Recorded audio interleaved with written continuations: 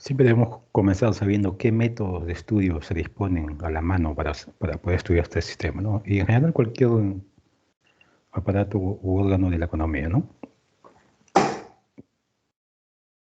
El objetivo de esta exposición es describir conceptos básicos, ¿no?, de los métodos de imagen del sistema osteoarticulado, ¿ya? Es decir, conocer las ventajas y desventajas de cada uno de estos métodos, ¿no?, con el fin de utilizarlos de forma adecuada, dependiendo del contexto clínico específico, ¿no? Y con el fin de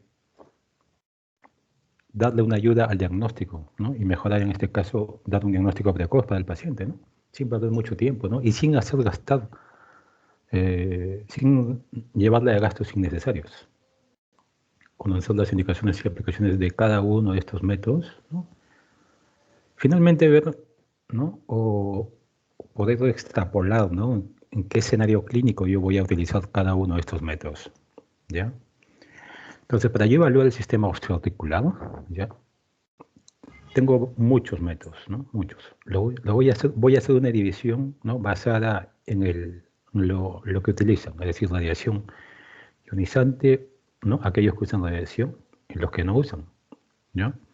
Dentro de aquellos que usan radiación ionizante tenemos la radiografía simple, ¿no?, la densitometría, la tomografía computarizada, la fluoroscopía, ya saben que es un método para ver en vivo, la gamografía ósea, ¿no? Y dentro de métodos de estudios que no usan radiación, en este caso tenemos la ecografía, que usa ultrasonido, ¿no?, y la resonancia magnética, que usa ondas de alta frecuencia, ¿okay?, y el magnetismo, ¿no? Entonces, básicamente tenemos, ¿no?, dos grandes grupos, ¿no? Si se dan cuenta, si ustedes ven las imágenes, ¿no?, en todas están representadas las caderas, ¿no?, tanto en el ultrasonido, resonancia, tomografía, rayos X, pero cada una de estas no me está representando lo mismo, ¿no? Es decir, no tienen el mismo fin, ¿ok? Entonces vamos a ver cada uno de estos métodos de forma breve y lo más importante que tienen que saber. Siempre comenzamos con una radiografía simple, ¿ya? Es el primer estudio en patologías óseas, básicamente fracturas en tumores. En tumores se van a dar cuenta que es el método fundamental, ¿ya? No tomo, no resonancia, sino rayos X, en tumores óseos, ¿ya? Para ver luxaciones, ¿no? Nosotros en imágenes tenemos una regla, ¿no? Una regla fundamental, ¿no?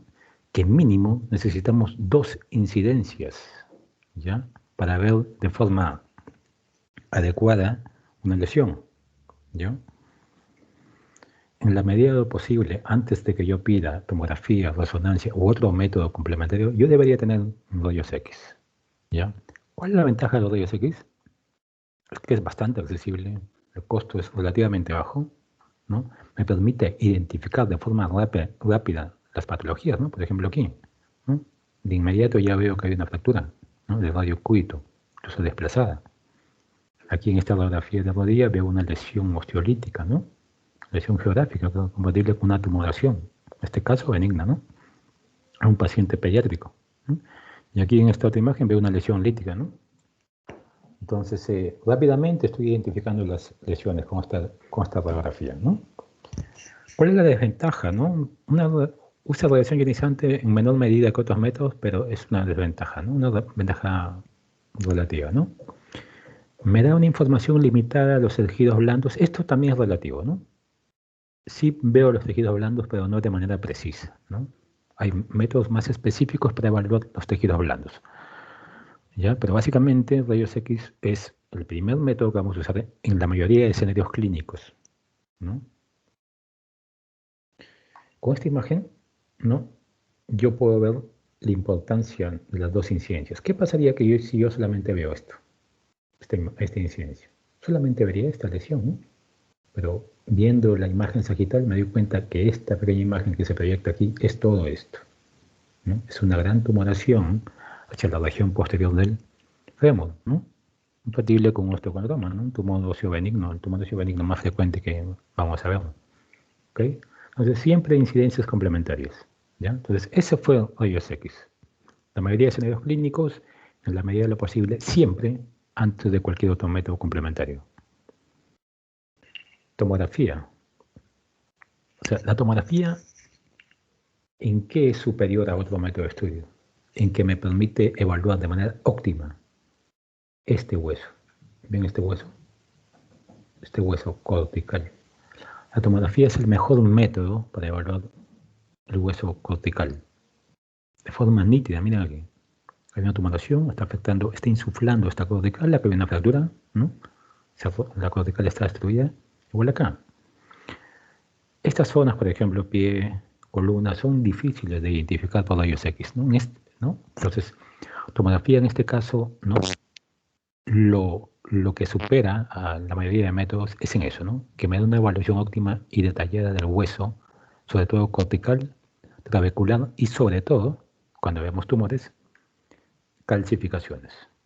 ¿Ya? Muchas veces en el caso de tumores óseos, vamos a hablar de la parte de matriz. La calcificación muchas veces define la naturaleza de la tumoración, ¿no? Si es osteoide o si es condroide. Entonces, en este caso, muchas veces con el rayos X, en alguna otra ocasión no puede ser que no lo vea muy claro. En ese caso, tomografía podría ser usada, ¿no? En ciertas situaciones para identificar la naturaleza de esa tumoración. ¿Okay? En neoplasias o fracturas complejas, ¿no? Ahí, ¿no? Complejas como esta, ¿no? El calcáneo, de la columna, ¿no? De la pelvis, ¿no? Sitios donde es más difícil ver eso con el rayos X. Puede haber fracturas ocultas en rayos X también, ¿no? Muchas veces fracturas en la cabeza del radio pasan desapercibidas en rayos X. Entonces, tomografía me permite ver de forma más nítida eso, ¿no? ¿Cuál es la ventaja? Es bastante rápida y sensible y específica. Eso es muy bueno. Otra ventaja, como les mencioné aquí, el detalle óseo de buena calidad, óptimo, ¿no? Un gran detalle óseo, como han visto en estas imágenes. La desventaja es que usa más radiación ionizante que la mayoría de métodos. Y otra desventaja también es la presencia de metal, ¿no? En el caso, por ejemplo, de pacientes que tengan metal, me da una imagen, ¿no? Que no existe, llamado artefacto. En este caso, artefacto metálico, que puede, ¿y qué hacen los artefactos? Pueden ocasionar una distorsión de la imagen, ¿no? Por ende, limitándome la adecuada visualización de la patología. ¿Está bien? Vamos a ver un ejemplo. Quiero que primero miren esta imagen de aquí. Esta es una resonancia magnética de pelvis donde vemos dos prótesis, ¿no? Miren esta imagen. Estas imágenes hiperdensas, ¿no? A manera de radiaciones, ¿no? Estas imágenes son artefactos metálicos, lo cual muchas veces me limitan la adecuada visualización incluso de la pelvis. Entonces, esto es una desventaja de la tomografía. Esa es otra imagen donde veo de forma adecuada, ¿no? La cadera, ¿no? Con prótesis, todo, ¿no? Aquí también estoy viendo en esta imagen de tobillo, donde hay dos tornillos que me dan artefactos, ¿ven? Y me están limitando de manera parcial la adecuada visualización, ¿no? Es una desventaja de la tomografía, ¿no? ¿Ok? Entonces, esa es fotomografía. ¿Cuál es su principal utilidad? La evaluación óptima del detalle óseo. Me ve bien la cortical, la medular y me da una precisa valoración de las calcificaciones cuando quiero yo evaluarla, por ejemplo, en tumores óseos.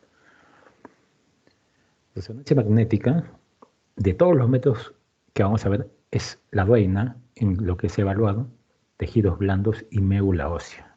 O sea, no hay método superior de resonancia magnética para evaluar esto, los tejidos blandos. Solamente basta con esta imagen para saber eso, ¿no? Miren en esta imagen. Esta es una resonancia de hombro. ¿Qué veo yo? Veo músculo supraespinoso, veo tendón supraespinoso, veo articulación acromioclavicular, veo labrum, veo hueso, veo cortical, medular, músculo, tejido subcutáneo, aire. O sea, veo de todo, ¿no? Entonces, todas las partes blandas están representadas ahí. Entonces, la resonancia magnética es superior a cualquier otro método en valorar eso, el tejido blando, ¿no? Si veo esta rodilla igual, los cruzados, miren. O sea, no hay otro método para evaluar los cruzados que de manera de esta calidad que no es resonancia magnética, ¿ya? Entonces, la adecuada valoración de tejidos blandos, ¿no? Como meniscos, ligamentos, tendones, músculos, ¿no? Resonancia magnética es superior a cualquier otro método. Me permite evaluar también tumores, ¿ya? Siendo un método complementario en lo que es tumores óseos y como un método principal en tumores blandos, ¿ya? Fracturas de estrés, osteomielitis, fracturas ocultas también, ¿no? Fracturas ocultas a rayos X también con resonancia magnética puedo evaluarlas, ¿ya? Ventajas, muy sensible y específico. Es bastante sensible a la resonancia magnética. Es el método más sensible que existe. Miren aquí. En estas imágenes ya de inmediato, ¿no? Incluso si no tuviese conocimiento de resonancia, yo veo que aquí hay una alteración, ¿no? Sí es bastante evidente, porque en todo esto negro veo algo que brilla, ¿no? Entonces, es muy sensible y específico. Obviamente depende de las secuencias que voy a usar, ¿no? La resonancia magnética tiene esa característica, ¿no? De usar múltiples secuencias y potenciaciones. ¿Está bien? Por ejemplo, vean esta imagen complementaria, la misma lesión, ¿no? Entonces, es bastante sensible, ¿no? Bastante sensible y específico. El uso de contraste me da una ventaja porque me permite valorar de forma mejor lo que es los procesos infecciosos y tumorales, ¿no? La desventaja es la presencia de elementos metálicos, ¿no? Como cuando vieron la parte física al inicio, recordarán que la resonancia magnética es un gran imán que tiene un campo, ¿no? Un campo que cualquier elemento que altere ese campo me va a distorsionar la imagen, ¿no? Esa distorsión de imagen se llama artefacto. En este caso se va a llamar artefacto metálico, ¿no? Por ejemplo, aquí, miren. Esa es una rodilla donde ha habido reparación de cruzado. Veo aquí dos tornillos, ¿no? Estos tornillos me pueden, en este caso no me dan mucho artefacto, pero hay otros que sí me van a dar mayor artefacto, ¿ya? Otra desventaja, ¿ya? Que se ve de forma clara en la resonancia magnética por el tiempo de demora, ¿no? Recuerden que rayos X es muy poco tiempo, no pasa de los minutos. Tomografía es bastante breve. No hay tomografía que sobrepase los 5 minutos, todas son muy breves. Pero resonancia magnética sí, ¿no? Demora, ¿no? Demora. Dependiendo del estudio que yo voy a evaluar, algunos pueden durar una hora y media. O sea, es bastante el tiempo que va a durar, ¿no? Entonces, y además, si alguna vez alguno de ustedes ha hecho una resonancia, se han dado cuenta que están dentro de un aparato que hace una bulla o un sonido bastante desagradable, y por ende hay pacientes que no toleran esto, pues, ¿no? No toleran esto, ¿no? Entonces se dificulta eso, ¿no? Entonces van a requerir sedación, ¿no? Esa es una desventaja. La claustrofobia o también más que claustrofobia que vemos es que pacientes que no lo toleran, ¿no? Sobre todo pacientes mayores que les dificulta estar en una posición tanto tiempo. Entonces en ese caso, ¿no? Procedemos con la sedación. ¿Está bien? Aquí vemos, ¿no? Dos imágenes donde vemos de forma nítida, o sea, miren la calidad de imagen, ¿no? En la cual yo veo la mano, ¿no? O sea, esta calidad de imagen veo ruptura de ligamento, ¿no? O sea, esto no lo veo con otro método, más que con resonancia magnética. O sea, entonces no olvidar, resonancia magnética es el método que está por encima de los demás en lo que es evaluación de estructuras de tejido blando, sobre todo los tejidos profundos. Hablando de ligamentos, hablando del labrum, ¿no? Tendones, ¿ya? Estructuras pequeñas. Entonces, ahí resonancia magnética es superior a cualquier otro método. ¿Está bien? Fluoroscopía. Ya sabemos qué es fluoroscopía, ¿no? Cuando vimos el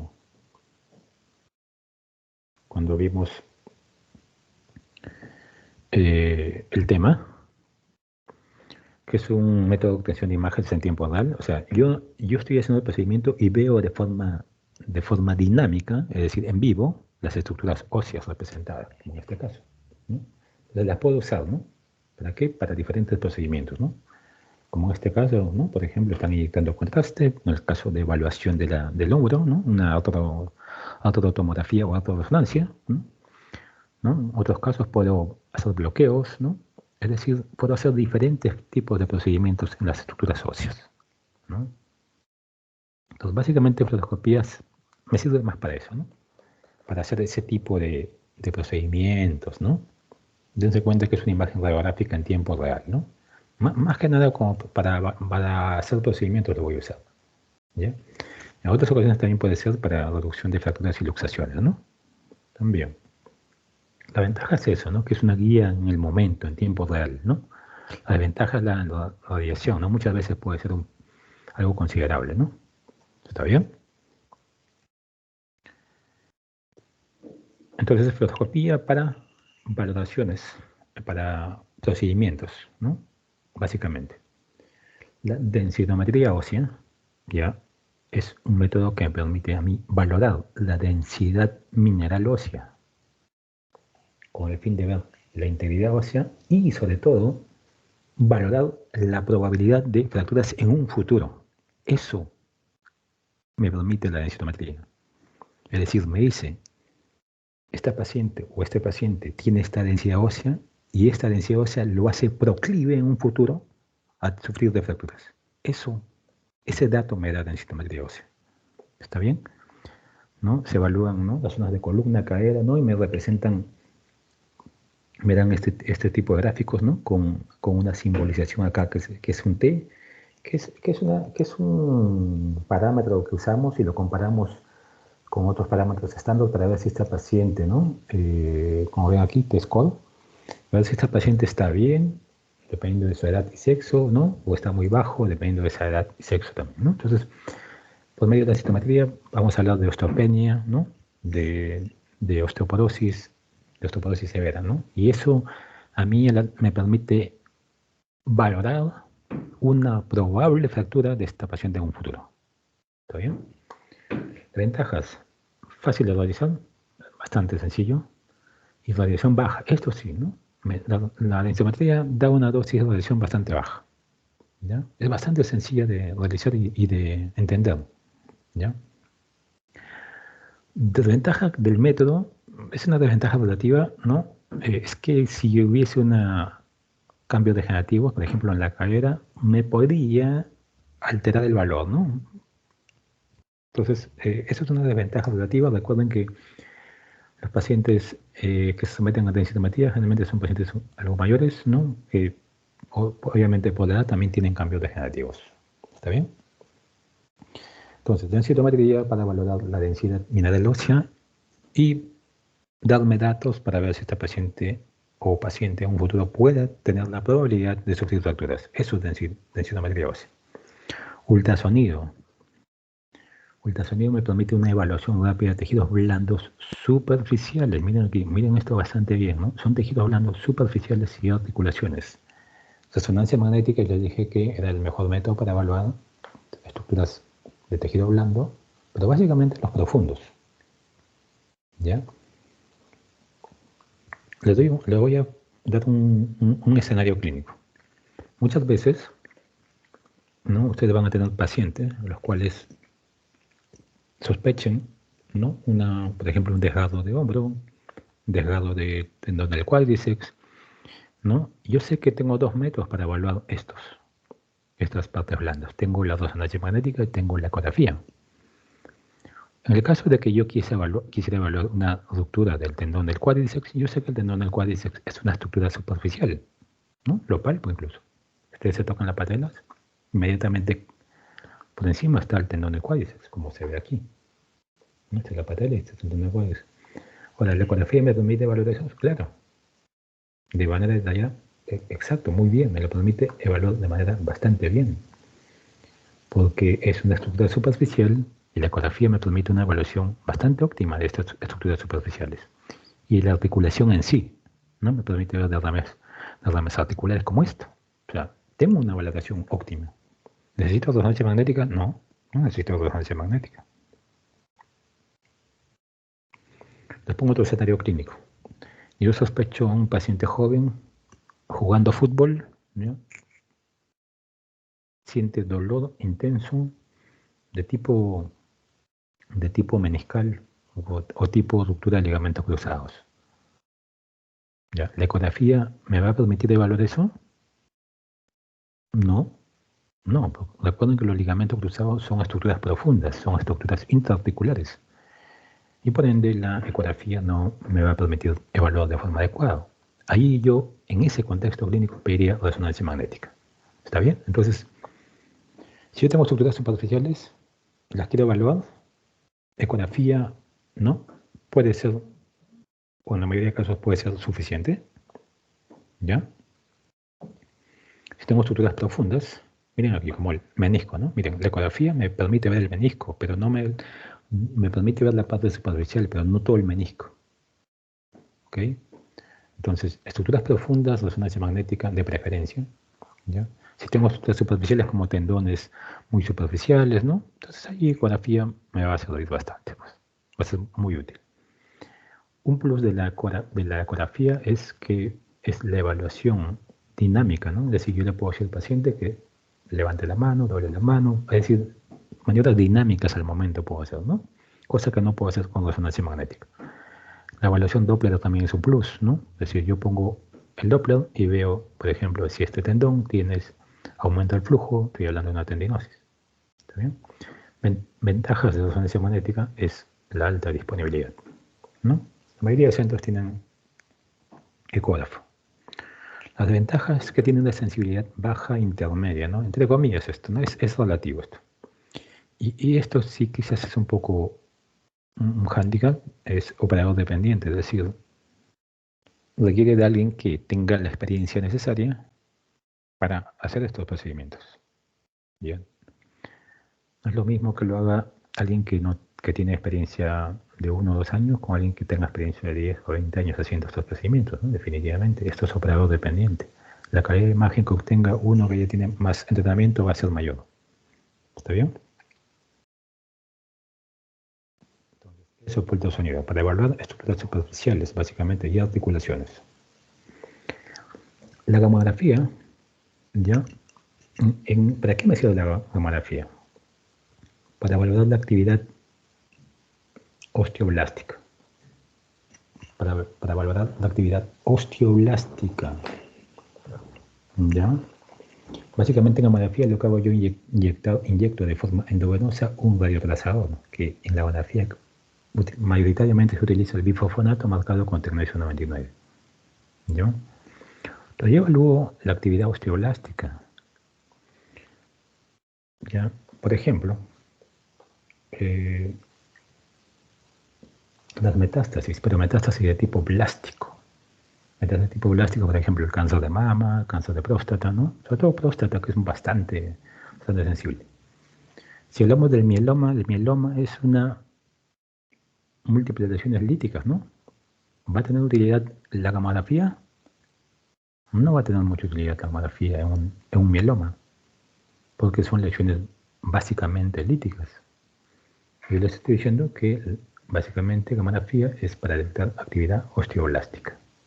¿Está bien? Entonces ustedes no vayan a pedir una gamografía en un paciente con mieloma múltiple, que no tendría mucho sentido, ¿no? Sería hacer un mal uso del método y un gasto innecesario para el paciente. ¿Está bien? La gamografía también es útil para ver fracturas por sobrecarga, que son ocultas en rayos X hasta un 85%. Se hace positivo en 6 a 72 horas, ¿no? Para evaluar osteomelitis también, ¿no? Es bastante sensible, pero no específica para osteomelitis. Gamografía siempre necesita un método complementario, ¿no? O sea, antes de hacer la gamografía, yo ya tengo que haber tenido mi rayos X o tomografía, ¿no? Que me hagan sospechar de esta lesión. Por ejemplo, aquí, yo tengo una fractura por sobrecarga del segmento torsiano. El paciente viene seguro con dolor, y en la radiografía no veo nada, no veo un trazo nítido. Pero veo en la gamografía que hay un aumento de captación aquí. Entonces acá hay un aumento de captación osteoblástica. Recuerden, cuando hay una fractura, ¿no? Va a haber reparación, ¿no? Entonces va a aumentar la actividad osteoblástica y por ende va a haber una mayor captación y se va a representar así. ¿Ven? Son así hipercaptantes. En este caso, miren aquí, son metástasis blásticas de pito y ampliamente representadas por la gamografía. Ventaja es que es muy sensible. La ventaja es que no es específico. ¿Por qué? Esto podría ser por una fractura, por una osteomelitis, o sea, no es específico. O sea, yo necesito datos clínicos aquí. Si yo veo esto en un pie, entonces tendría que preguntar al paciente, ¿tiene fiebre? ¿No? ¿Ha tenido un accidente hace poco? Porque yo viendo esto solamente puedo decir que acá hay una zona de captación del radiotrazador. Por lo tanto, hay una actividad osteoblástica. Ahora, esa actividad osteoblástica, ¿qué le ha causado? Una infección, una fractura, una tumoración, no lo sé. Para eso necesito ver antes mis métodos de imagen previos, rayos X, tomografía o los datos clínicos del paciente, ¿no? Si él me dice que ha tenido un traumatismo, no una lesión al pie, definitivamente esto va a ser una fractura, ¿no? Entonces, esa es su baja especificidad, ¿no? Necesita complementarse. ¿Está bien? Por ejemplo, aquí en rayos X, una lesión lítica con reacción perióstica. Gamografía lo capta acá, ¿eh? Una tumoración. Entonces, los diferentes métodos de imagen que hemos visto deben ser usados dependiendo del escenario clínico específico. Eso no se olviden. No es que yo al paciente le vea la rodilla, voy a pedir lo que se me venga a la mente. No. Debo saber, debo sospechar, debo evaluar al paciente y ver cuál es mi presunción diagnóstica. Y en función de eso, pedir, ¿no? Si sospecho una fractura, rayos X. Si sospecho lesión de tejido blando profundo, resonancia. Si es tejido blando superficial o articulación, ecografía. Si sospecho una fractura compleja, tomografía. Entonces, dependiendo del escenario clínico que yo tenga, voy a pedir cualquiera de estos métodos. El uso adecuado de estos métodos aumentará su rendimiento diagnóstico. Claro, si el clínico, en este caso los médicos tratantes, piden de forma adecuada, obviamente, ¿no?, el método va a ser bastante útil. Siempre va a ser bueno que el médico tratante mande una sospecha clínica, ¿no? Es decir, descartar esto, descartar lesión de ligamento, descartar lesión de tendón, descartar lesión de menisco, eso, ¿no? Eso. Por ello requiere una adecuada evaluación clínica, con un alto grado de sospecha. Esto es fundamental, como le digo. Los métodos de imagen son muchas veces complementarios. Es decir, yo hago ecografía y ya no voy a hacer resonancia. No, eso no. No son excluyentes, pueden ser complementarios. ¿Está bien? Entonces esta fue la primera parte, ¿no?, de métodos de imagen, ¿ya? Para la introducción. Ahora sí vamos a la patología, ¿no? Sistema osteoarticular, ¿ya? El tejido óseo, saben ustedes ampliamente por sus estudios de histología, biología y diferentes materias relacionadas, que está formado por material extracelular y celular, ¿no? Extracelular, básicamente, el matriz orgánica e inorgánica, sobre todo la hidroxiapatita, cobra ahí importancia, ¿ya? Dentro del material celular, 3 células ya conocidas, trilladas, ampliamente estudiadas por ustedes, ¿ya? Los osteoblastos, los osteocitos y los osteoclastos. Los osteoblásticos, como estuvimos hablando hace un momento en mamografía, básicamente se encargan del crecimiento óseo, el desarrollo y crecimiento óseo, ¿ya? Los osteocitos dan un sostén a la estructura ósea, es decir, mantienen la estructura ósea. El osteoclasto lo que hace es remodelar, ¿no? Es decir, va a hacer que el hueso no crezca, o sea, le va a poner límites, ¿no? Va a poner el equilibrio, ¿no?, absorbiendo tejido óseo, ¿no? Es decir, si se está produciendo, le va a poner un límite para que el tejido óseo se produzca de manera adecuada, ¿no? Entonces, son elementos celulares complementarios, con actividad muy específica en cada uno de ellos. El sistema osteoarticular en general, ¿qué funciones tiene? Protector, ¿no? Es protector, definitivamente. Si ustedes miran el cráneo, la caja torácica, el pelvis, protege estructuras nobles, ¿no? Muy útil el sistema osteoarticular. Sirve de soporte, ¿no? El fémur, la tibia, la peronea, ¿no? Ahí se insertan grandes músculos y tejidos blandos que permiten la locomoción, ¿no? Si no tuviera estas estructuras óseas que soporten todos estos tejidos blandos, no podría tener una adecuada locomoción, ¿sí? También sirven la homeostasis mineral, ¿no? Entonces, como sabrán, los huesos son un reservorio importante de minerales, ¿no?, que me permiten múltiples funciones, ¿no?, como la contracción muscular, ¿no?, la homeostasis de calcio, ¿no?, de fosfato, o sea, muchas cosas que ustedes ya saben. También sirve como hematopoiesis, produce células sanguíneas, ¿ya? Eso también es importante. dos grandes divisiones del esqueleto, el axial y el appendicular. Saben que el esqueleto axial es todo lo que está en el centro, cráneo, columna, ¿no? Pelvis, caja torácica externa. El esqueleto appendicular dado por los elementos que están adyacentes a este esqueleto axial, ¿no? Es decir, todas las estructuras de los miembros superiores, ¿no? E inferiores. El tejido óseo ya tiene una arquitectura macroscópica bien definida y también microscópica. La estructura macroscópica importante son el periósteo, el endostio, ¿no? Canal medular, pero sobre todo estos dos. En la estructura microscópica tenemos dos estructuras bien definidas, el hueso compacto y el hueso esponjoso. ¿Ya? El hueso esponjoso básicamente está en las zonas de la epífisis y metáfisis. Ahí básicamente encontramos hueso esponjoso y es donde se mantienen etapas mayores de la vida. ¿Ya? Mientras que el hueso compacto lo encontramos básicamente en la diáfisis, ¿no? Recordad que el 80% del esqueleto óseo es hueso cortical. ¿Está bien? Parte del hueso. Tenemos partes bien definidas, chicos. Miren aquí. Este es un hueso largo, representativo. Miren aquí. Aquí veo dos líneas. Una aquí y otra aquí. Estas son las fisis de crecimiento. Las fisis de crecimiento me permiten dividir una zona que está proximal a esta ocefálica, que son las epífisis. El tejido inmediatamente caudal a esta fisis son las metáfisis, tanto en la parte proximal como en la parte caudal, las metáfisis. Esta es la diáfisis, lo que está inmediatamente distante de estas metáfisis, ¿ya? Que consta de un canal medular y subcortical. ¿Ya? Básicamente en la zona de diáfisis encontramos al periósteo. ¿Ya? Al periósteo. Es una membrana que vamos a ver ahora mismo. Este es el periósteo, chicos. Recordarán claramente su clase de anatomía, ¿no? Esta membrana fina, que es el periósteo, que básicamente tiene dos capas. Una capa fibrosa, que es la externa, que básicamente da protección, y una capa interna, que es la osteogénica. Esta capa interna osteogénica es la que reacciona, ¿no? La que permite el crecimiento, ¿no? Óseo, la reparación del hueso, ¿no? Es básicamente esta capa osteogénica. ¿Está bien?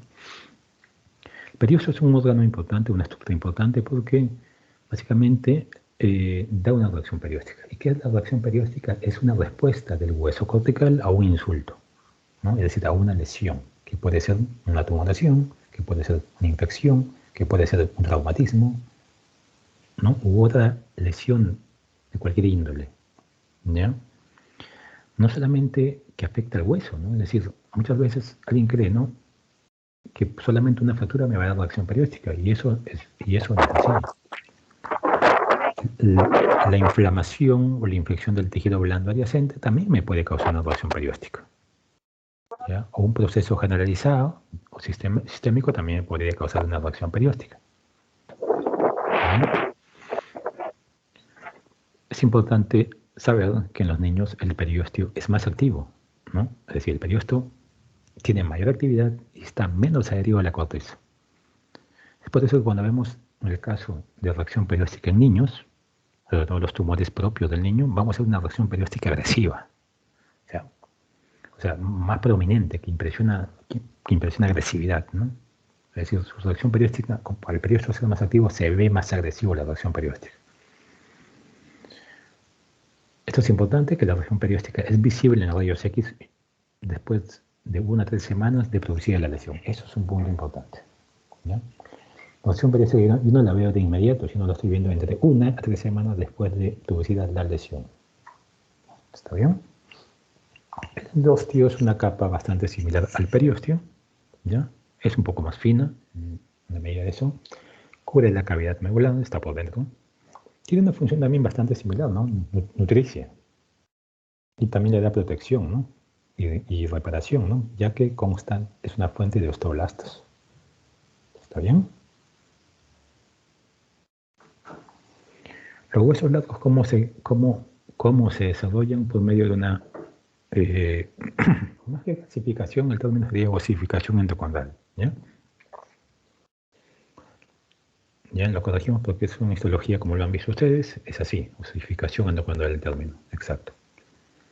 Hueso largo básicamente es un molde cartilaginoso, como ven aquí, ¿no? Con dos yemas proximales, ¿no? Proximal y caudal, y una zona central más alargada, ¿no? Es el molde óseo, ¿no? Que posteriormente se va cavitando. La zona central del cartílago, que va a ser la futura diáfisis, ¿no? Posteriormente llegan los vasos sanguíneos, esa cavidad medular, ¿no? Donde se forman los núcleos de osificación primario. Luego, ¿no? Llegan los vasos nutricios hacia las zonas de las epífisis proximal y distal, ¿no? Apareciendo los núcleos de osificación secundario, apareciendo las fisis de crecimiento. Y el cartílago quedando relegado hacia las zonas articulares, o sea, las zonas más en extremis, ¿no? Aquí. Así se produce, ¿no? El desarrollo, ¿no? Por medio de una osificación endocondral. Esqueleto maduro versus inmaduro. Básicamente yo con imágenes me voy a dar cuenta que este es un esqueleto inmaduro por la presencia de estas fisis de crecimiento. Aquí, este ya no tiene, ¿no? Este sí. Esta rodilla tiene fisis de crecimiento. Esta ya no tiene. Entonces, la fisis de crecimiento no me permite valorar la madurez esquelética. Los elementos ya que son necesarios para ver, ¿no? El compromiso de la estructura ósea son, ¿no? Como ya vimos, en la parte más proximal, la epífisis, metáfisis, diáfisis, ¿ya? Un hueso largo sobre todo. ¿Está bien? Las alteraciones metabólicas que me interesan. La homeostasis del calcio, ¿no? Es importante, ¿no? Ustedes deben saber que el esqueleto contiene el 99% del calcio de nuestra economía. ¿Ya? El 70% se mantiene en el intercambio del hueso, es decir, el sistema osteoarticular, y el líquido extracelular, ¿no? Cuando hay hipocalcemia, ¿no? Va a haber una liberación de calcio proveniente de nuestro sistema óseo hacia el extracelular, ¿no? Cuando hay un aumento del calcio, se va a promover un depósito del mismo, ¿ya? Entonces la osteopenia no es otra cosa más que la pérdida de la densidad ósea, que se va a dar como consecuencia de la disminución de la producción del mismo con la absorción incremental. Es decir, tengo dos, ¿no? Elementos, ¿no? O disminuye la producción o se está absorbiendo demasiado. ¿Ya? ¿Y cómo se representa esto en una imagen radiográfica? Con un aumento de la radiotransparencia del hueso. Por ejemplo, en un rayos X, en una tomografía, lo veo así. ¿Ya? Como aumento de la transparencia ósea. Mediante este esquema de edad con masa ósea, ¿ya? Vamos a ver, miren aquí, este es el caso de mujeres, la línea roja. Miren aquí. Si ustedes ven la densidad ósea o masa ósea, se incrementa, ¿no? Hasta más o menos 30-35 años, ¿no? Se van para acá. Ahí alcanza su nariz, es decir, su pico, ¿no? Y luego empieza a descender. ¿Ven? Por más que se tome más calcio, va a haber un descenso progresivo. ¿Ya? Las mujeres pierden en promedio un 8% de su densidad ósea por cada década de vida, ¿no? En el caso del varón es algo diferente, ¿no? Miren. Tiene más captación, su pico llega más tarde, 40 años, ¿no? Y luego empieza a descender, pero el descenso es mucho menor en el caso de las mujeres, ¿no? 3% por cada década. Entonces, con este esquema yo veo que son las mujeres, ¿no?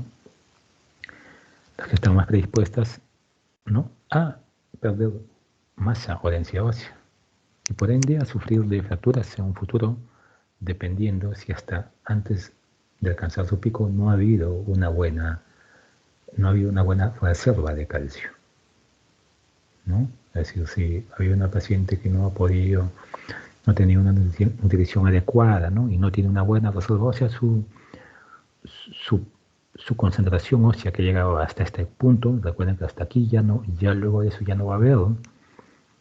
O sea, ya no va a haber una captación significativa, no va a haber un buen depósito, su descenso sería mayor si no tuviese un buen almacén óseo. También es por eso es la importancia de la nutrición, ¿no? Antes de este tiempo, ¿ya? ¿Cómo evalúo eso? Tengo varios métodos, pero básicamente, ¿no? Con radiografía lo vemos, ¿no? Poco más, un poco menos con tomografía y raramente usamos la gamografía o resonancia para evaluar la densidad, ¿no? Se pueden ver, pero básicamente lo vemos con radiografía, mayoritariamente. Estoy hablando de densidad, más no de la osteoporosis, que es diferente, solamente densidad ósea. Rayos X es el método más sencillo y utilizado para evaluar la densidad ósea, ¿no? Se pueden detectar incrementos de densidad ósea, aunque sean pequeños. Es decir, el incremento se detecta bastante bien, pero el descenso no. El descenso en la densidad ósea, para que el rayos X lo detecten, al menos debe haberse perdido un 30 o un 50%. ¿Ven? Es decir, es más difícil detectar el descenso o la disminución de la densidad ósea, ¿no? Porque necesita una pérdida considerable, o sea, 30% es significativo, ¿no?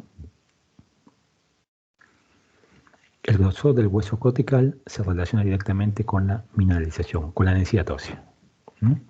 Otro de lo que hacemos muchas veces es ver, miren, este es un hueso largo, ¿no? Aquí está una cortical y otra cortical, ¿no? Y aquí está la cavidad medular. Muchas veces hacemos esto, miren, y con esto nos basamos, ¿no? Medimos el grosor de la cortical, si ese es un hueso, lo vemos en el punto medio, ¿no? Comparamos, miren aquí, ¿no? Todo este grosor y sumamos cuánto mide esta cortical, como dice aquí, todo el grosor cortical, y lo dividimos entre el ancho, ¿no?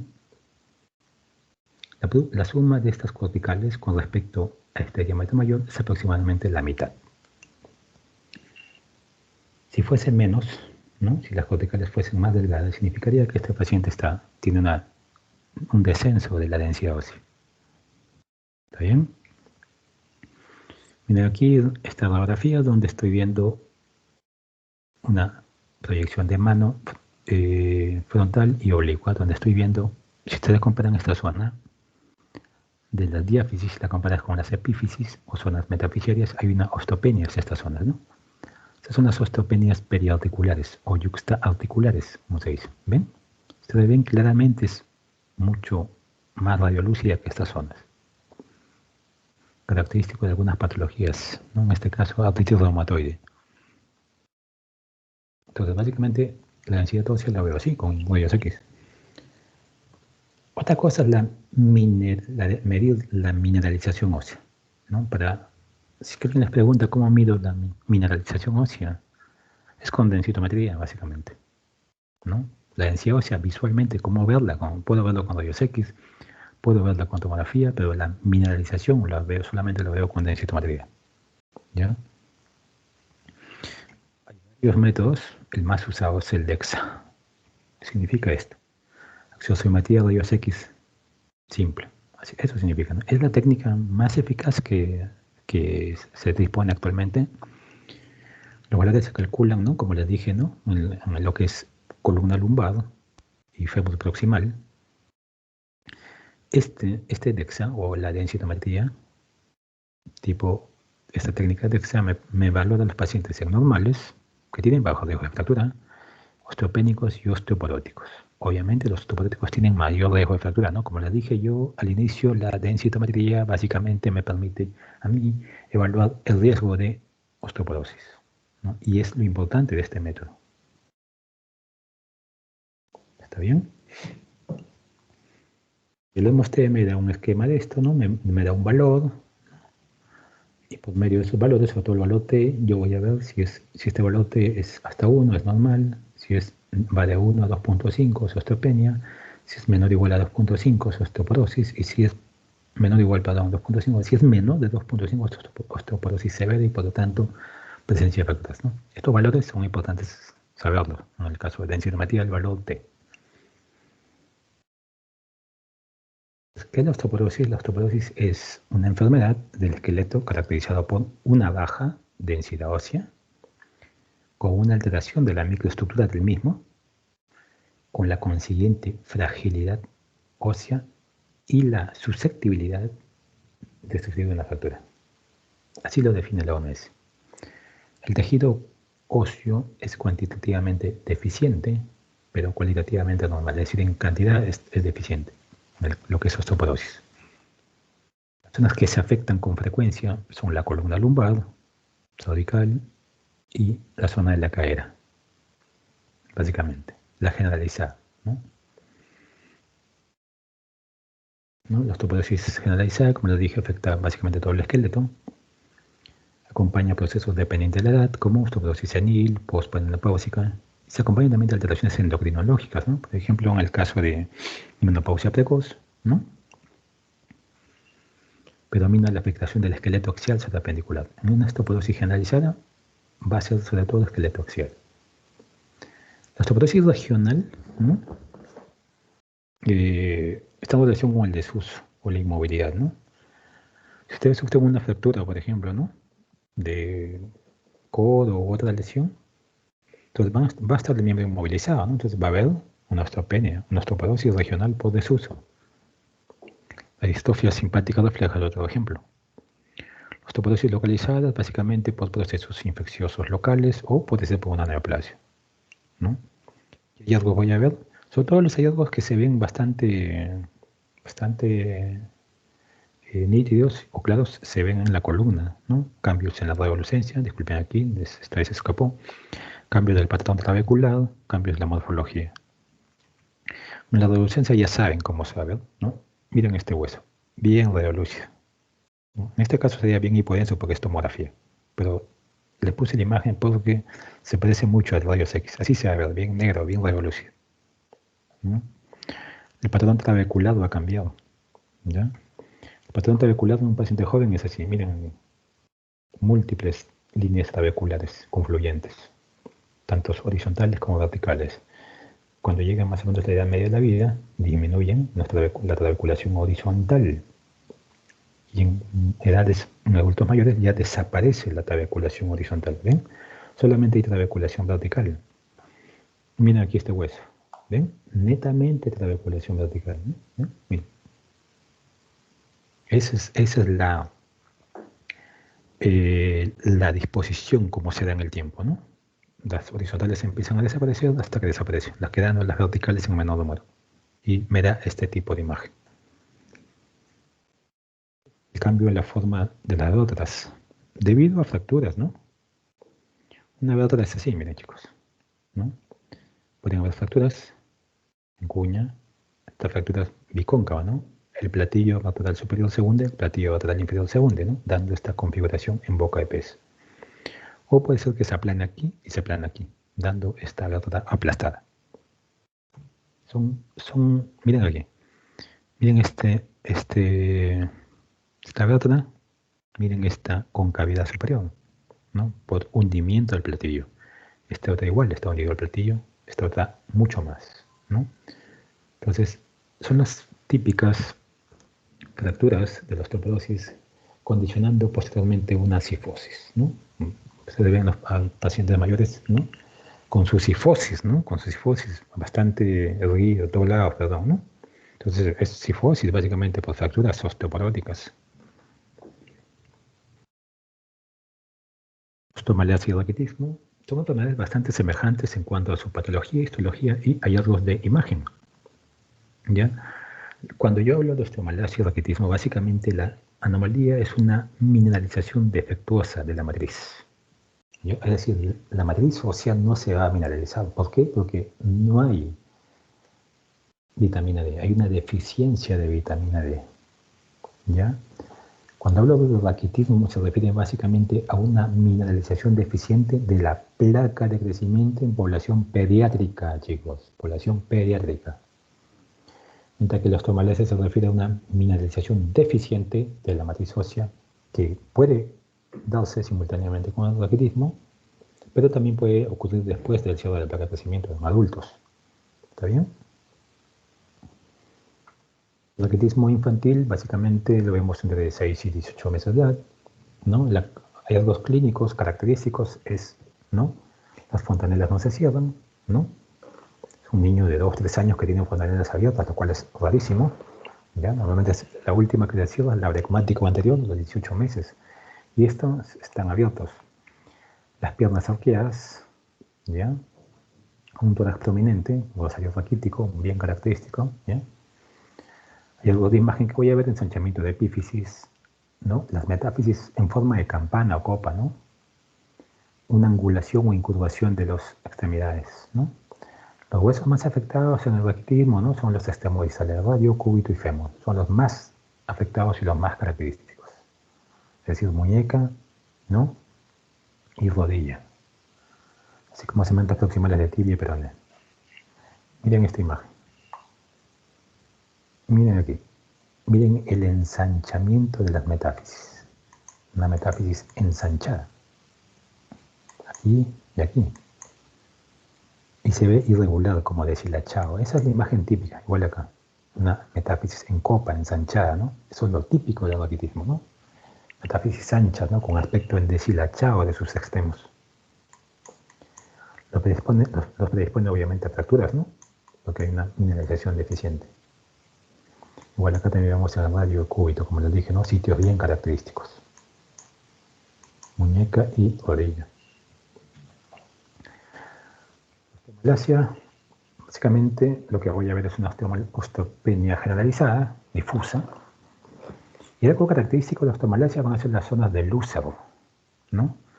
Que son líneas transparentes múltiples, básicamente bilaterales. Esta bilateralidad es útil porque me permite diferenciar verdaderas fracturas. Y son simétricas en la cortical y perpendiculares al eje mayor del hueso, ¿no? Se conocen así como pseudofracturas. Esas son las líneas de Lúcer. Son líneas perpendiculares al eje longitudinal bilaterales, ¿no? Eso me ayuda a mí a reconocer las zonas de Lúcer, ¿ya? Los huesos típicamente afectados son la escápula en su borde axilar, el borde interno del cuello femoral, los cúbitos proximales, costillas, rama púbica isquiática. Bien característico es la afectación de esta. La afectación del fémur, del cuello del fémur y de ramas púbicas isquiáticas son bien característicos. Quiero que miren acá. Donde está la manito hay una línea radiolúcida. Este es un sitio típico de zona de Lúcer. Y aquí, rama púbica superior, rama púbica inferior, o rama iliopúbica o rama isquiopúbica. ¿Ven? Fracturas. Zonas típicas de osteomalacia. Preguntas, chicos, preguntas. Para entrar a tumores óseos. Entonces vamos entrando a tumores óseos mientras alguien se anima a preguntar.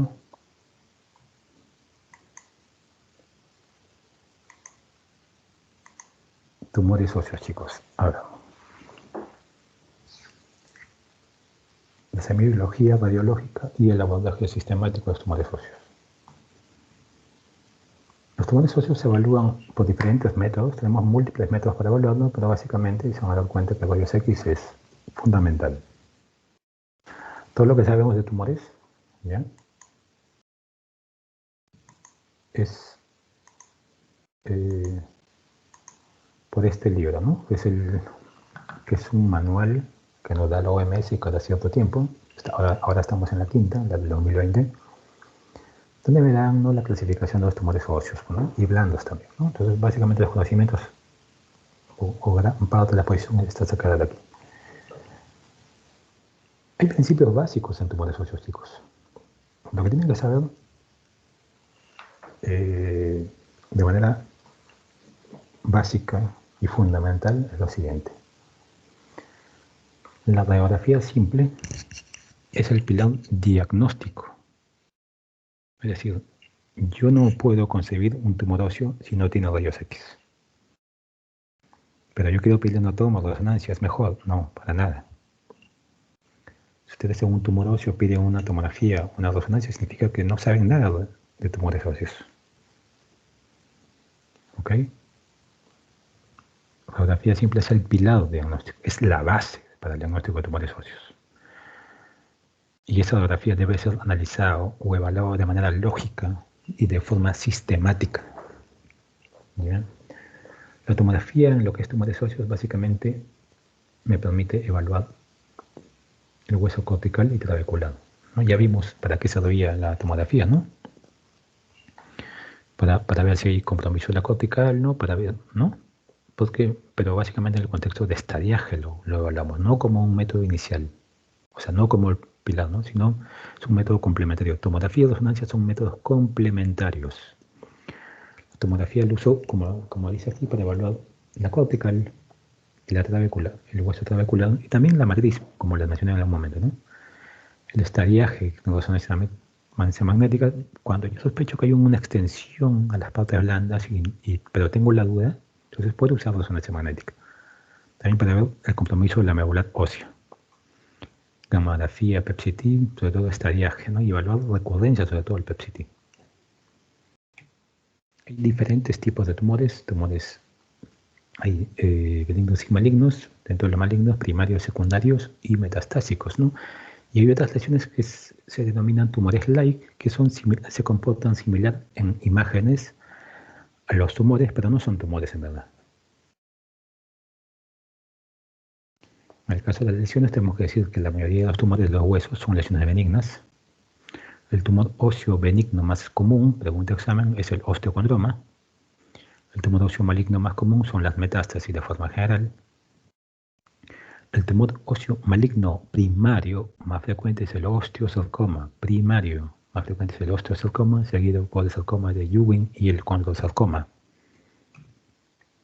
En lo que es ya tumores óseos malignos netamente, estos representan menos del 1% de todos los tipos de cánceres, si solamente hablamos de cánceres óseos.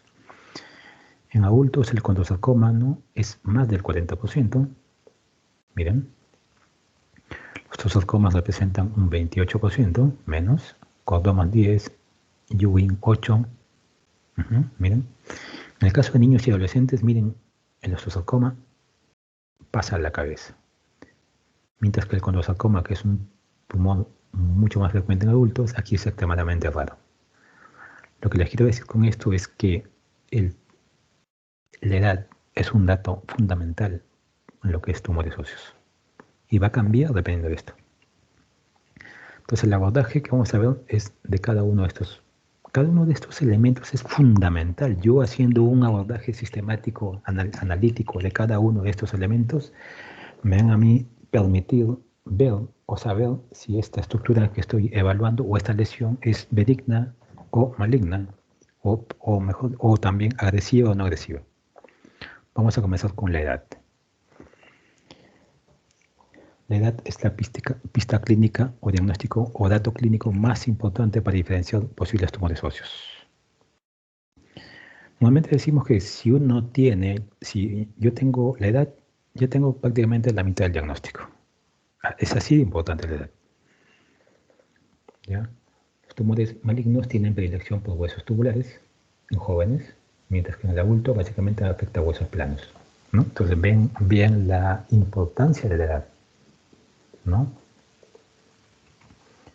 Viendo esta tabla, ¿no? donde se representan los tumores y el grupo etario, puedo ver, ¿no? Si me voy al extremo de la vida, o sea, edades mayores, voy a ver que las metástasis, cuando sarcoma, como les dije, ¿no? Son tumores bastante más frecuentes en ese grupo. Si me voy al grupo más precoz, veo los tumores diferentes, ¿no? Cuando blastoma, ¿no?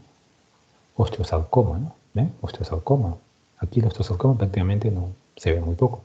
Entonces, ven la importancia del grupo etario, ¿no?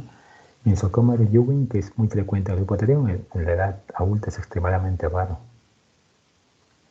Por eso que decimos que la edad es un dato fundamental, ¿no? Conociendo la edad nada más, ya tengo, como les dije, al menos el 50% del diagnóstico. Localización. ¿Qué parte del hueso está comprometido? En el plano longitudinal. ¿Qué hueso está comprometido? ¿Qué porción del hueso está comprometido? En el plano axial. ¿Cómo es esto? En el plano longitudinal, lo que veíamos, ¿no? Es un tumor que afecta a la epífisis, afecta a la metáfisis o afecta a la diáfisis. Eso es un dato importante. Por ejemplo, miren, tengo aquí, ¿no? Si es menos de 30 años y más de 30 años. Varía los tumores dependiendo del grupo etario y de la zona, miren, donde se afecta. Yo un condroblastoma no lo voy a ver en una metáfisis ni en una diáfisis, lo veo en una epífisis, es un tumor netamente epifisiario. Los tumores de células gigantes también son tumores característicamente que se extienden a la región subarticular. No los voy a ver, raramente, extremadamente raros son verlos en la diáfisis. O sea, esta localización, ¿no?, es importantísimo, es fundamental, ¿no? Hay criterios incluso para algunos tumores dependiendo de su localización. Aquí, miren, este es un tumor pediátrico, ¿no? Un condroblastoma. ¿Dónde se da? En la epífisis. Es un tumor de un paciente que ya es maduro genéticamente, en la epífisis, tumor de células gigantes. ¿No? Es un tumor metafisiario, ¿no? Aquí está la fisa de crecimiento, está inmediatamente debajo. Quiste óseo, paciente inmaduro genéticamente. La misma lesión. Una pequeña lesión lítica que se proyecta en la cortical medial, ¿no? En relación a una metástasis de cáncer de mama, ¿no? Hueso diafisiario, ¿no? Entonces, en función también del qué sitio del hueso yo me encuentre, opto por diferentes tipos de tumores, ¿no? Por ejemplo, aquí, ¿no? Si yo tengo solamente diáfisis, tengo el adamantinoma. El adamantinoma no lo voy a encontrar ni en epífisis ni en metáfisis, ¿no? Raramente los encuentro ahí. Es frecuentemente verlo en la diáfisis. Esa es la importancia de esto. ¿Qué hueso está comprometido? Eso también es importante, chicos, ¿no? O sea, saber qué hueso, ¿no? Por ejemplo, en el caso del calcáneo, el lipoma intróseo es bastante característico. En el caso de manos, falanges, el encondroma. Si yo veo un tumor óseo en la mano, ¿no?, en las falanges, y es central, entonces eso es un encondroma. Es bien característico, bien característico. Por ejemplo, aquí, miren, esta es una mano, estas falanges, miren aquí, y estas metacarpianos. Miren, acá hay tumores centrales que insuflan estos huesos. Estos son encondromas múltiples, bastante característicos. Esta es una resonancia magnética de región sacra donde veo un tumor en la línea media. Estos tumores típicamente son los cordomas sacros. Es decir, o sea, ¿ven? Si no estuviese en la línea media, no sería un cordoma. Es decir, hay sitios específicos para diferentes tumores. Esa especificidad hay en varios de ellos. Miren, en el caso, por ejemplo, del calcáneo, veo un lipoma intraóseo. Bastante característico es aquí, en esta zona. ¿Okay? En lo que respecta a márgenes y zona de transición, esto es un dato fundamental. Esto quizás es de los datos más importantes para evaluar.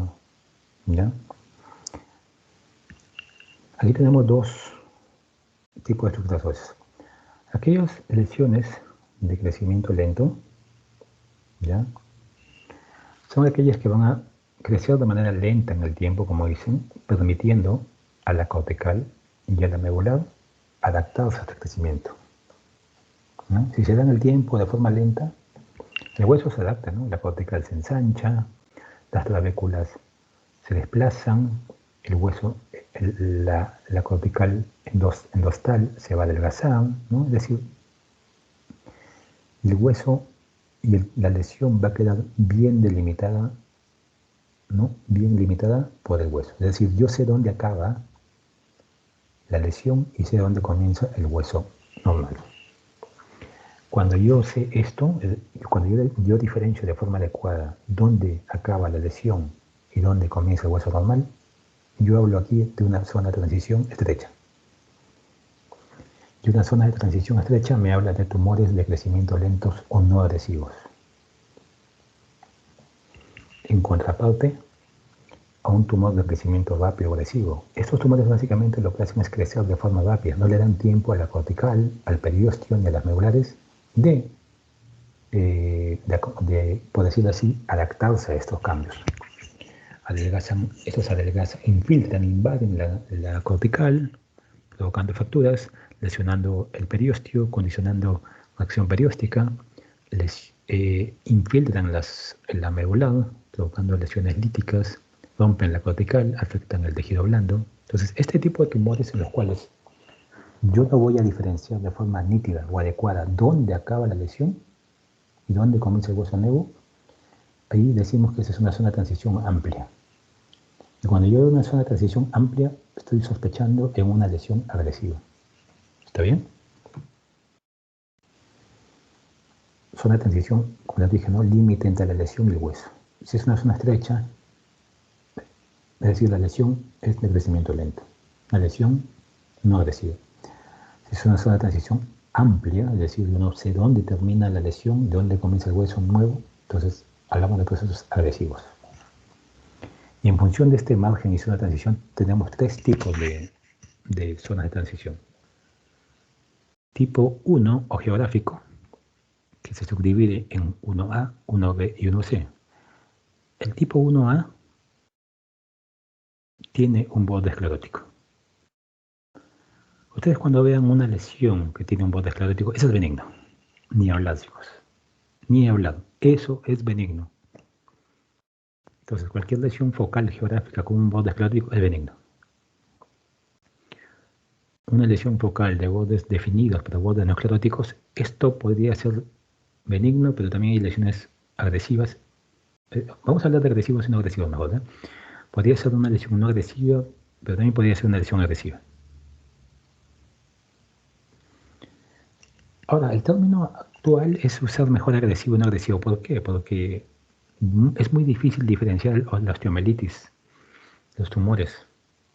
La osteomelitis no es un tumor, ¿no? Es un proceso inflamatorio infeccioso. Entonces muchas veces preferimos usar el término agresivo o no agresivo, ya no maligno ni benigno. Si yo tengo esta tipo 1C, es una lesión de bordes, lesión focal, pero de bordes pobremente definidos. Esto generalmente se dan lesiones agresivas, ¿no? Tumores sobre todo, tumores o cánceres óseos, ¿no? Ese es el patrón tipo 1, geográfico. El patrón tipo 2, o moteado, y el patrón tipo 3, o permitivo, son muy similares, la diferencia es el tamaño. Mira aquí, son pequeñas lesiones óseas, ¿no? Que infiltran el hueso, de bordes mal definidos, ¿ya? En el patrón permitivo son mucho más pequeñas, en el patrón moteado son un poco más grandes. Siempre siguen la línea del eje mayor del hueso. Dependiendo del tipo de patrón, mientras más permitivo sea, más maligno va a ser, o más agresivo será, ¿ya? Creo que vean unos ejemplos de lesiones geográficas. En lesiones geográficas 1A, todas tienen bordes escleróticos, por lo tanto son benignos. Quiste óseo, un condoma, cuando las lesiones benignas. Tipo 1B, miren aquí, lesiones benignas como un quiste óseo, pero también lesiones agresivas como metástasis. No tienen esclerosis. Lesiones geográficas 1C son lesiones agresivas, miren chicos, metástasis, osteosarcoma, fibrosarcoma, condrosarcoma. ¿Ya? Entonces, las lesiones tipo 1A son lesiones del borde esclerótica, sinónimo de benignidad. No se olviden de eso. Miren un ejemplo, 1A. Calcáneo, una lesión con bordes escleróticos compatible. Sí, yo no sé, puede ser que yo no sepa qué cosa es, pero al ver esta lesión benigna, este borde esclerótico yo digo que es benigno. Entonces, alivio ahí. Una lesión benigna. Una lesión focal con bordes escleróticos. Puede ser que yo no sepa qué es, pero veo el borde esclerótico benigno. ¿Ok? El patrón tipo 1B, como les dije, no tiene bordes escleróticos, ¿no? Ahí podría ser lesiones agresivas y no agresivas. Mira, aquí una lesión bien definida, ¿no? Un granuloma eosinófilo. Otra lesión bien definida, una metástasis, ¿no? Es decir, ahí podrían ser agresivos o no agresivos. El tipo 1C es bordes mal definidos, ¿no? Básicamente es un proceso infiltrativo local, ¿no? Podría ser, ¿no? Un tumor agresivo, ¿no? Un osteosarcoma, el fibrosarcoma, condrosarcoma, ¿no? Si ven aquí, miren aquí hay una zona de adolescencia vocal, ahí, aquí. Tipo 1C, agresivo. El tipo patrón moteado o apolillado, como les dije, el tipo 2, son lesiones líticas, como les dije, pequeñas, ¿no? Tienen esta apariencia, chicos. Miren este cráneo, que unas lesiones pequeñas. Otra cosa es que estas lesiones pequeñas pueden confluir y formar unas lesiones más grandes, como esta. Confluyen y unas lesiones más grandes. Es un mieloma. Perdón, una histiocytosis. Me parece bastante, pero son lesiones muy similares. Otra, miren aquí. Miren, este es el esquema. Lesiones pequeñas, pequeñas, pequeñas, pequeñas. Acá hay una, acá hay otra. Conexión perióstica aquí. Patrón moteado. Pero son lesiones que se llegan a ver. El patrón permitivo es muy similar, pero las lesiones son pequeñísimas. Miren aquí, chicos. Incluso hay ocasiones en las cuales ni se ven. O sea, acá hay, pero es muy discreto. Acá hay muy discreto, pero ahí la reacción perióstica me ayuda a encontrarlo. Acá hay reacción perióstica. Si no tienen entrenamiento, si no hay entrenamiento en esto, como le decimos los docentes, se les va a pasar una lesión, un patrón permeativo. A veces los informan como normal y luego cuando lo vemos tiene una lesión permeativa. Moteado permeativo son las lesiones agresivas. ¿Ya? Miren, malignos, pero también pueden ser benignos como la osteomelitis. La osteomelitis nunca la podemos diferenciar, es difícil de diferenciarlo, ¿no? Más que con datos clínicos. Si solamente es por imágenes, es muy difícil. El dato clínico me va a ayudar bastante. La reacción perióstica tenemos de varios tipos, benignas, agresivas y muy agresivas. Ya vimos que era el periósteo, ya vimos que era cómo reaccionaba. ¿Ya? Hay reacciones periósticas benignas de este tipo. Una lesión sólida, bien definida, es una reacción perióstica benigna. Una agresiva, ¿no? La melada, un capaz de cebolla o la espiculada. ¿No?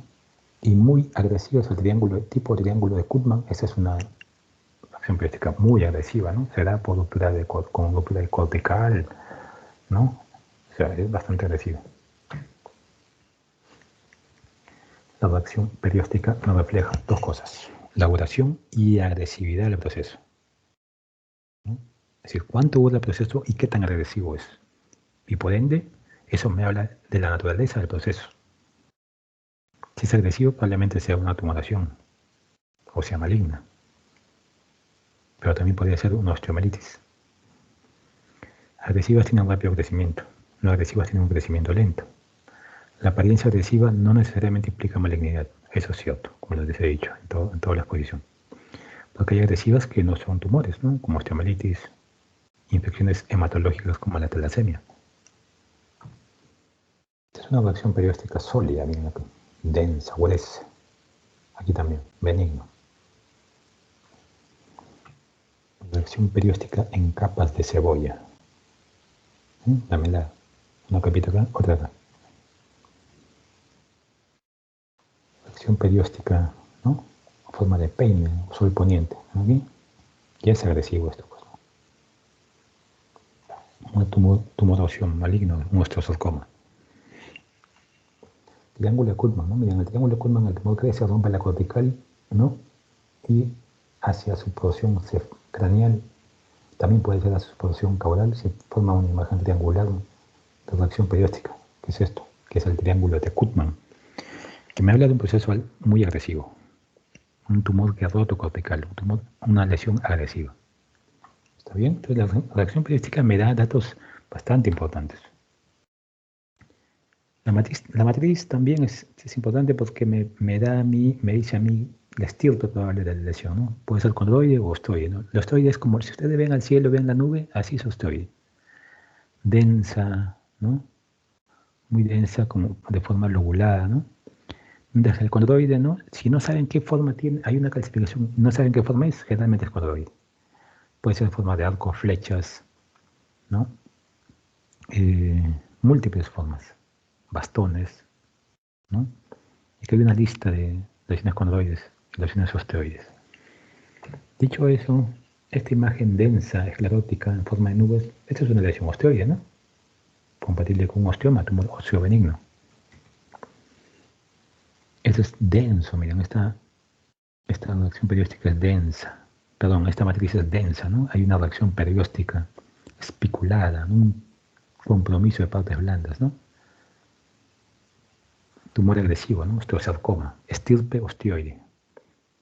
Vistón frontal, vistón sagital. Esta de aquí es más irregular, miren aquí, ¿no? Como grumo, ¿no? Como, no sé si han visto cuando la leche se corta, ¿no? Así se deposita, ¿no? Todo, ¿no? Esta imagen irregular, ¿no? Es matriz condroide, ¿no? Matriz condroide. ¿Okay? Entonces, la matriz básicamente me habla más del estirpe, ¿no? El estirpe. La multiplicidad, cuando yo veo lesiones múltiples pienso, ¿no? Básicamente en secundarismo, ¿no? Lesiones metastásicas, ¿no? Pero hay lesiones primarias que pueden tener lesiones múltiples, ¿no? Hay algunas que no necesariamente son tumores. También pueden ser infecciones, procesos metabólicos como los tumores pardos. El compromiso de tejidos blandos, chicos, el compromiso de tejidos blandos es un dato bastante importante. Cuando yo tengo un tumor óseo que me compromete el tejido blando, definitivamente ese proceso es maligno o agresivo. ¿Por qué? Porque para haber comprometido el tumor blando ha tenido que pasar la cortical, ¿no? El osteosarcoma, el linfoma, sarcoma de Ewing son típicamente comprometen los tejidos blandos. Quiero que vean, este es el mismo paciente, miren esta imagen. En rayos X apenas se ve, si uno no utiliza experiencia en esto lo vería como normal. Los tejidos blandos se ven un poco densos, pero miren con la resonancia magnética. Todo esto, la lesión, recuerdo, la resonancia magnética me permite ver de forma clara, de forma específica, de forma nítida la medular ósea. Y los tejidos blandos. ¿Ven? Miren, los tejidos blandos están bien comprometidos y acá en el rayos X apenas lo veo.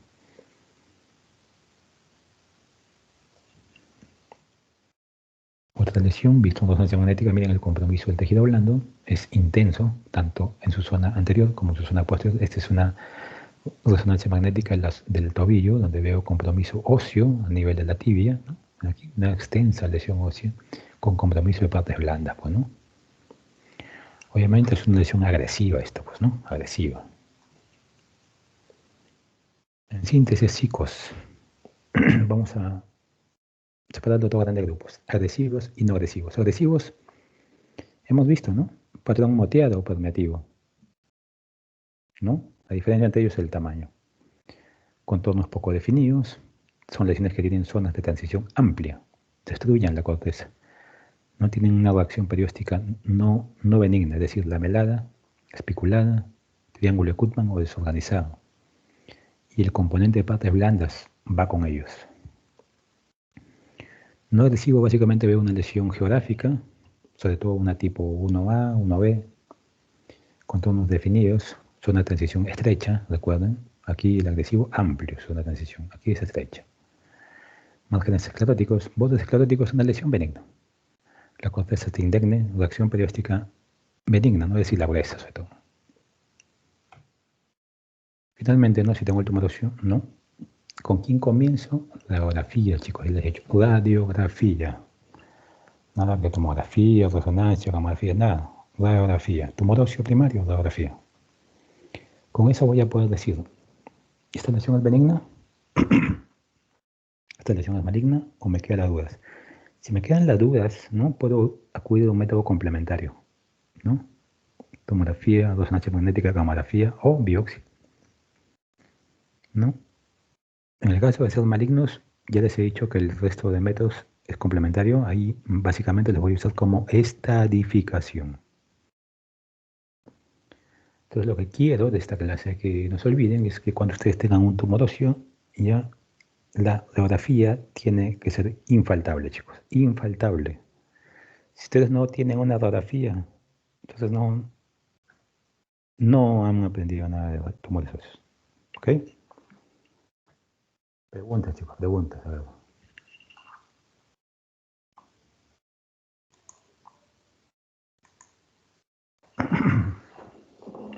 La asistencia,